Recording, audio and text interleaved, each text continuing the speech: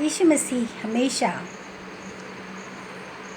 सदूकियों और फरीसियों के बीच में और विशाल जनसमूह के बीच में दृष्टांतों में समझाया करते थे। और एक दिन यीशु मसीह महापुरोहितों, धर्मवृद्धों के साथ एक सभा में बैठे हुए थे और यीशु मसीह ने बताया कि परमेश्वर का राज्य कैसा होना चाहिए, परमेश्वर के राज्य में हम किस तरह से प्रवेश कर सकते हैं। और उन्होंने एक उदाहरण दिया, अंगूर का उद्यान। यीशु मसीह ने कहा कि परमेश्वर का राज्य एक गृहस्थ के समान होता है, जिसने अपने अंगूर के उद्यान में चारों तरफ एक बाड़ा लगाया और उसके बीचों बीच रस कुंड खोदा और उसके बाद वो किसानों को पट्टे पर दे करके विदेश चला गया और मौसम के समय में वो लौटा ताकि किसान लोगों से वो अपने हिस्से का फल ले ले। जब वो लौटा तो उसने अपने सेवकों को भेजा उन किसानों के पास और कहला भेजा कि मेरे हिस्से के फल को दे दो। किसानों ने कहा कि हम तो इन्हें फल नहीं देंगे, क्योंकि वो लोग दुष्ट लोग थे और उन्होंने उन सेवकों को पकड़ा, उनको मारा पीटा, उनको घायल किया, पथरवाह किया और कितनों को तो उन्होंने मार डाला। जो घायल थे वो जा कर के स्वामी के पास गए, गृह स्वामी के पास, और सारा हाल बताया। गृहस्थ जो थे वो बहुत ही नाराज़ हुए और उन्होंने दुगने सेवकों को फल लेने के लिए भेजा, लेकिन उन किसानों ने उनके साथ भी वही व्यवहार किया, उन्हें मारा, उन्हें पीटा, उन्हें पथरवाह किया और कईयों को मार डाला। और उसके बाद उन्होंने जा कर के फिर से गृह स्वामी को ये बात बताई और गृह स्वामी ने कहा कि चलो, ये मेरे सेवकों को मार रहे, पीट रहे, उनको मेरा भाग नहीं दे रहे हैं, हो सकता है कि मैं अपने पुत्र को भेजूं और ये लोग मुझे मेरा भाग दें। और उस गृह स्वामी ने अपने बेटे को भेजा कि जाओ, तुम अपने भाग का फल लेकर के आ जाओ। किसान लोगों ने उस बेटे को दूर से देखा और कहा कि अरे, आपस में उन्होंने कहा, अरे ये तो उत्तराधिकारी है, चलो इसको हम मार डालें और ये जो अंगूर का उद्यान है ये हमारा हो जाएगा।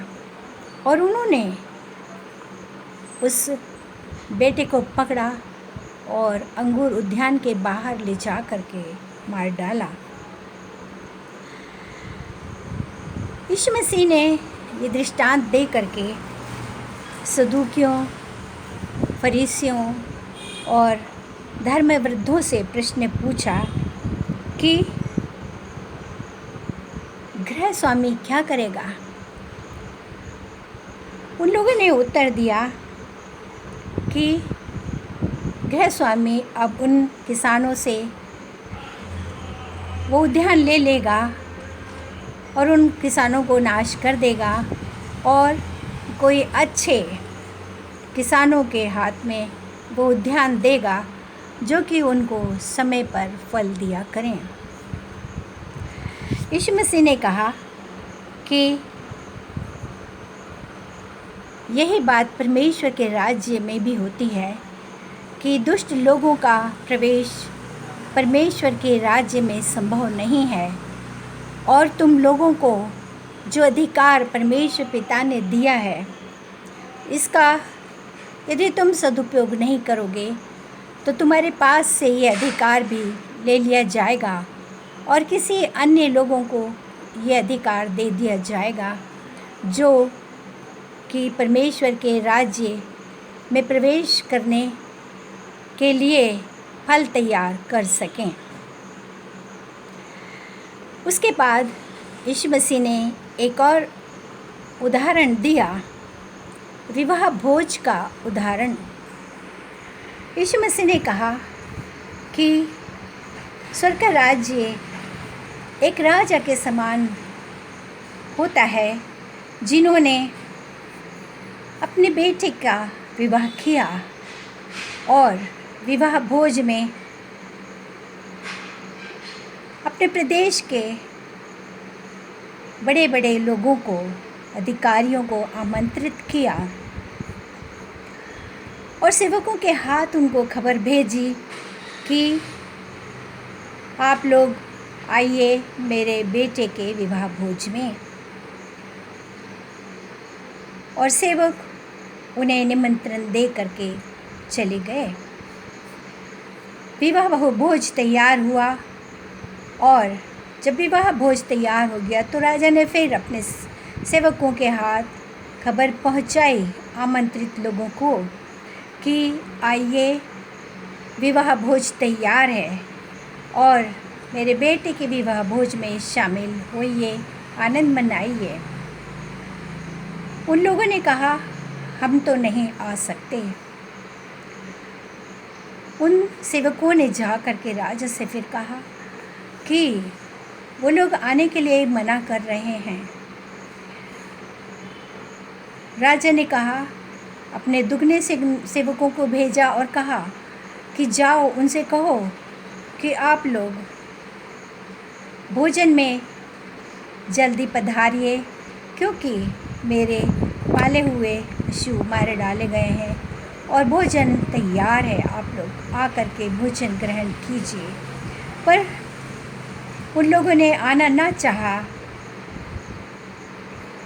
एक ने कहा मैंने तो खेत लिया है तो मैं उसको देखने जा रहा हूँ। एक ने कहा हमने तो व्यापार लिया है, हम अपने व्यापार को देखने जा रहे हैं। और इस तरह कई लोगों ने, आमंत्रित लोगों ने अनेक तरह के बहाने बनाए और कुछ लोगों ने सेवकों को मारा, उनको पीटा और कई जनों को तो मार डाला।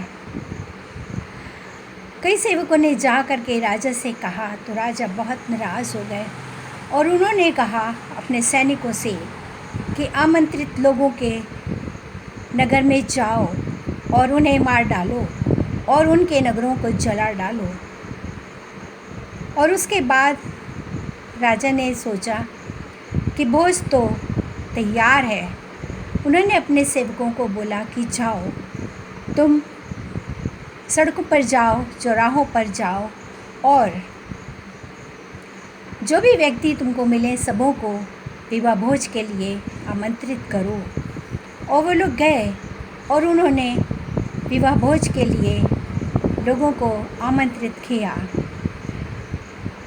विवाह भोज का कक्ष जो था वो काफ़ी भर गया और राजा को बताया गया तो राजा ने कहा और जा कर के बुला के ले आओ। और जब और भी लोगों को बुलाया गया तब विवाह का भोज कक्ष भर गया। और जब भोजन चलने लगा, उत्सव चलने लगा, वो लोग मनाने लगे, तब राजा ने सोचा मैं जाके देखता हूँ कि कैसा चल रहा है उत्सव।